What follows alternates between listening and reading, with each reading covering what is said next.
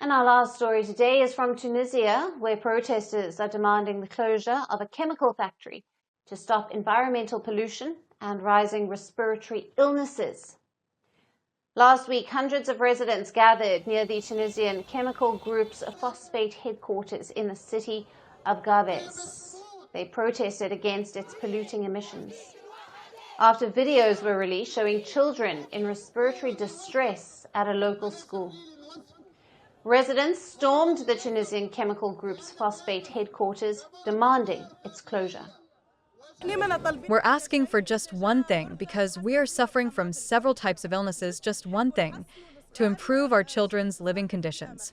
We want a healthy environment for our children. We want to see without pollution. We want clean air. We've been dead for a long time. Today, in this sit-in, we are demanding one thing and one thing only: the dismantling of this deadly complex. The protesters turned violent after police cracked down on protesters by firing tear gas, forcing them to move away from the site. Police chased the protesters through the city streets. Reportedly, protesters also set fire to a branch office of the complex's administration in the city. Now, following this, emergency teams were rushed to the scene to extinguish the fire.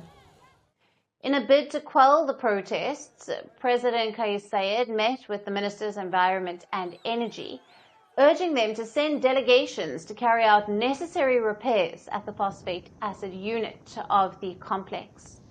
But the protesters criticized the president for sending commissions to monitor the situation instead of taking decisions.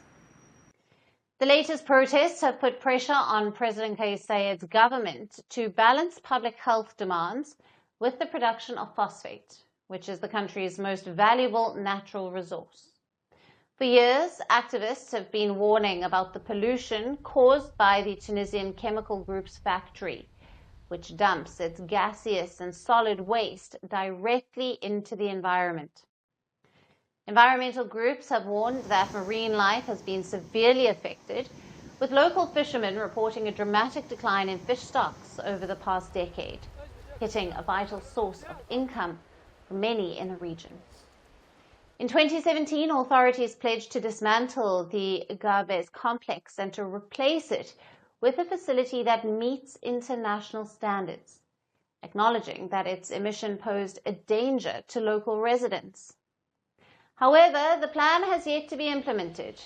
Now the residents of Gabès have urged the government to deliver its promise and to dismantle the phosphate processing plant permanently. We have been victims of this crime for 52 years. Today, it is time for this crime to end. We simply asked for a decision to be made to immediately stop these gas emissions, but the factory continues to operate.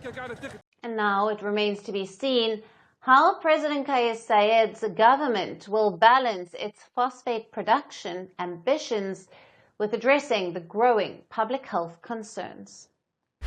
Want the facts? The latest developments? News that gets straight to the point. Well, we've got all three just for you. This is Firstpost Live, a brand new show, your window into what really matters. Don't miss it.